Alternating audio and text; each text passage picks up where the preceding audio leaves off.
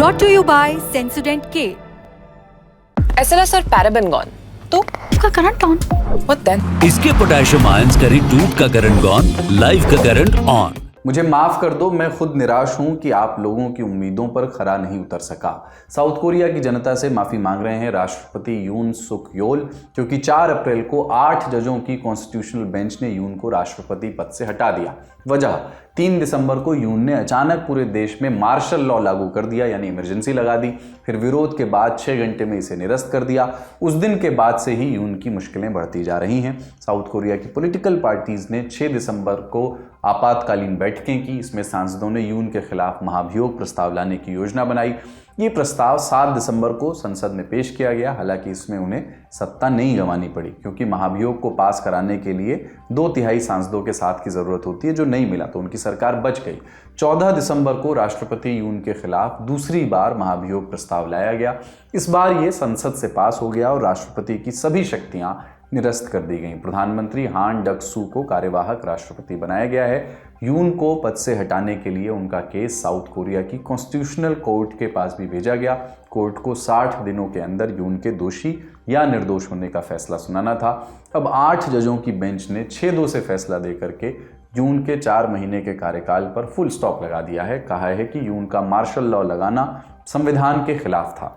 खबरों के मुताबिक यून के हटने के 2 महीनों के भीतर साउथ कोरिया में चुनाव हो जाएंगे। ये चुनाव जून के पहले हफ्ते में हो सकते हैं। दूसरी सुर्खी, अमेरिकी न्यूज एजेंसी एसोसिएट प्रेस ने सूत्रों के हवाले से एक रिपोर्ट छापी है। इसमें अमेरिकी सरकार से जुड़े एक नए नियम का जिक्र है। इसके तहत चीन में कार्यरत अमेरिकी सरकारी कर्मचारियों पर किसी चीनी नागरिक के साथ शारीरिक संबंध बनाने पर रोक लगाई गई है। इसे जनवरी 2025 में तत्कालीन अमेरिकी राजदूत निकोलस बर्न्स ने लगाया था। होने को ऐसा एक नियम पहले भी था, लेकिन इतना सख्त नहीं था।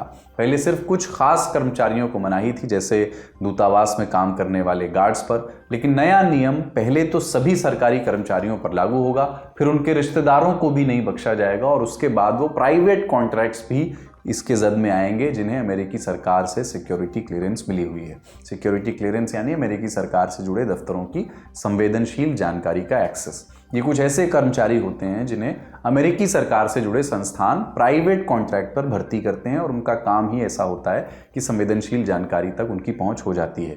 एपी के रिपोर्ट के मुताबिक इस नियम का पालन न करने वाले शख्स को अपने चीनी साथी से संबंध तोड़ना होगा या फिर अपना पद छोड़ना होगा। दोनों ही सूरत में शख्स को फौरन चीन से निकालने का आदेश भी दिया जाएगा। इतने सख्त रूप में ऐसी पॉलिसी कोल्ड वॉर के बाद से सुनने में नहीं आई थी। कोल्ड वॉर के दौरान भी ऐसी एक पॉलिसी हुआ करती थी, उसका नाम था, उसको कहते थे नॉन फ्रेटरनाइजेशन या संबंध विरोधी पॉलिसी।